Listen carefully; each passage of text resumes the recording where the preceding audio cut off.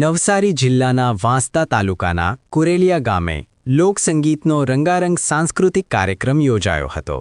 Commissioner Shri યુવક સેવા અને સાંસ્કૃતિક પ્રવૃત્તિઓની કચેરી ગાંધીનગરના આર્થિક સહયોગથી શિવમ એજ્યુકેશન અને જનસેવા ટ્રસ્ટ કુરેલિયા દ્વારા તારીખ 12/3/2026ને ગુરુવારના રોજ સાંજે 8 કલાકે લોકસંગીતનો રંગારંગ સાંસ્કૃતિક કાર્યક્રમ વાંસદાના કુરેલિયા તાળફળિયા ખાતે યોજાયો હતો.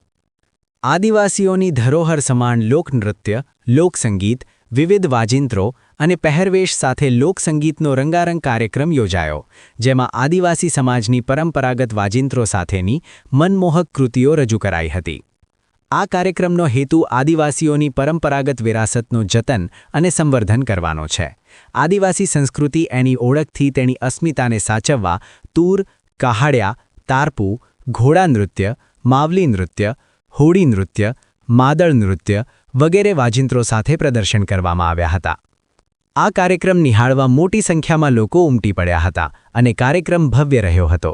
કાર્યક્રમનું આયોજન અને સફળતા માટે શિવમ એજ્યુકેશન અને લોકસેવા ટ્રસ્ટના પ્રમુખ નરેશ પટેલ સહિત ટ્રસ્ટી મંડળે જહેમત ઉઠાવી હતી. આશા ન્યૂઝ ગુજરાતી રિપોર્ટ નટુભાઈ પટેલ, વાંસદા, નવસારી.